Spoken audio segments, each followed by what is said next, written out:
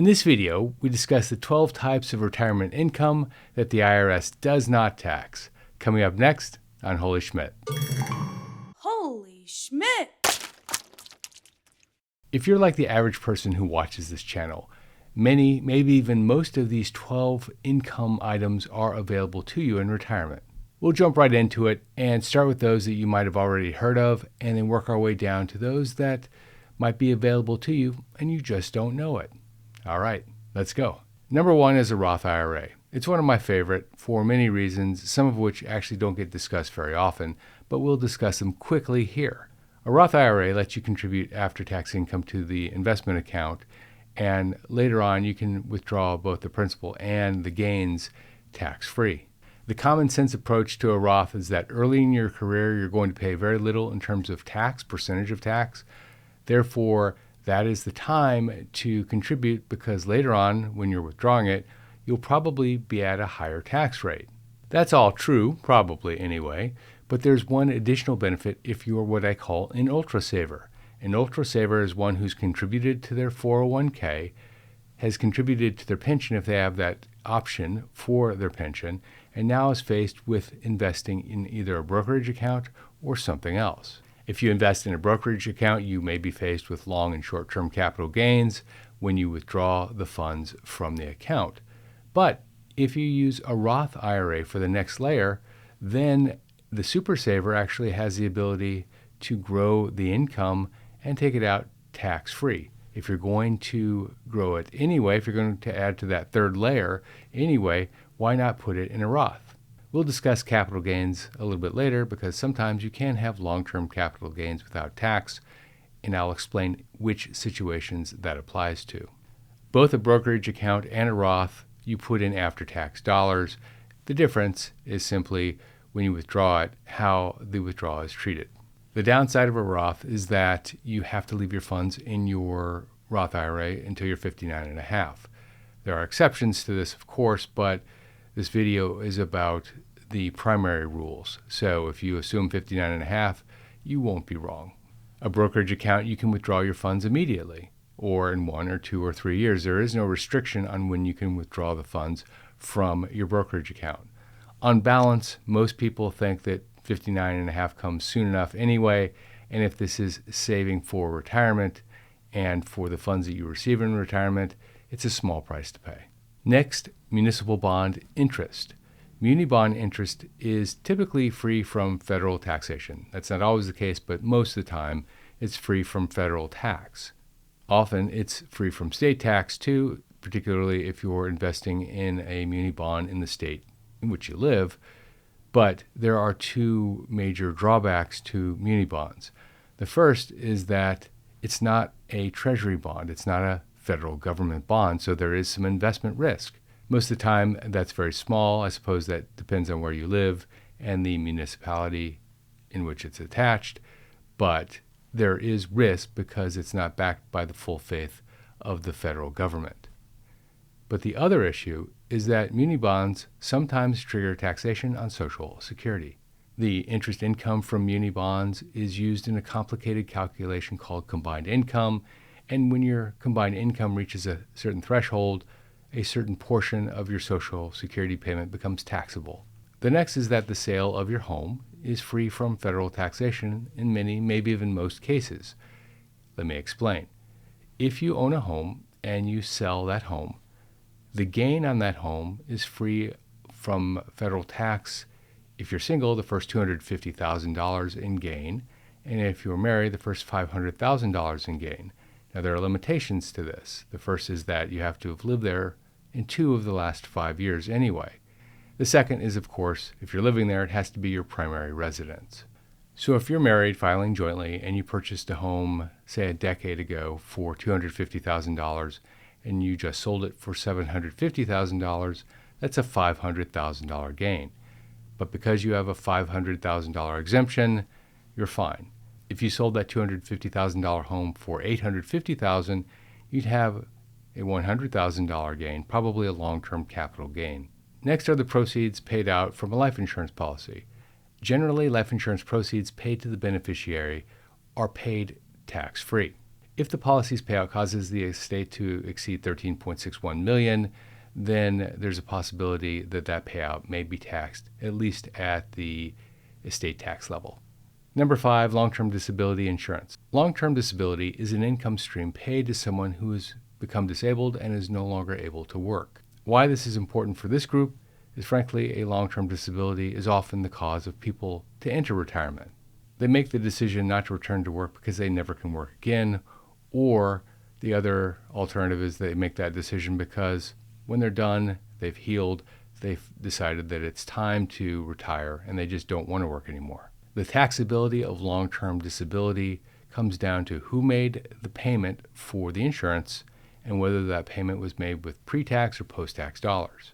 For example, you as an employee, if you purchased a long-term disability policy and you made payments to that with after-tax dollars, then the income from your policy would not be taxable. This makes sense intuitively because you've already paid taxes on the premium, so you shouldn't really have to pay taxes again on the payout. Now, if you pay for your long-term disability with pre-tax dollars or your employer makes the payment for you, then the payout is typically taxable. Number 6 is long-term capital gains and dividend payments. They both have the same rules. So I'll explain it once and tell you how it applies to both of them. If your income, if you're single, is $47,000 or less, you don't pay tax on either a long-term capital gain or a dividend. If you're married, that number is $94,000. Now, what's really interesting about both 47 and 94 is that that is the net number. The gross number, meaning before your standard deductions, for single individuals is approximately $60,000 in income, and for a married couple, $120,000. This is a big one for retirees in particular because, frankly, the caps are so high that it's pretty hard to pay taxes on either dividends or long-term capital gains. Most married couples don't bring in $120,000 a year, for example. And to be super clear, when you file your taxes, you take at least a standard deduction. If you're married, that takes your $120,000 down to $94,000 more or less. And if you're single, that takes $60,000 down to $47,000. Those are the thresholds, $94,000 and $47,000 respectively, that you can't go beyond before you start to pay taxes on your dividend and long-term capital gains. Next up is a health savings account. An HSA, as it's called, a health savings account, is a wonderful investment account. But frankly, it's really difficult to navigate your working years and have a health savings account, so that's why it offers what's called triple tax benefits. An HSA is part of a high deductible medical insurance policy.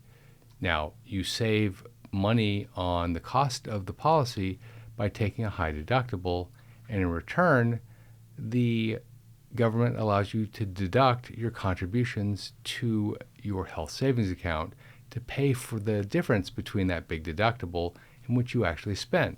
Most people don't want to take that risk, and that's why an HSA is quite unique, because the circumstances in which it actually becomes useful are typically when both the husband and the wife work, and one has a regular deductible and one has a very high deductible.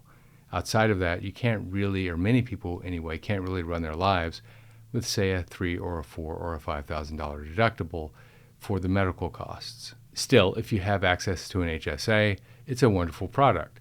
You put in the account your investments with pre-tax dollars, they grow tax-free, and you withdraw them without paying taxes on them as long as they are used for qualified medical expenses.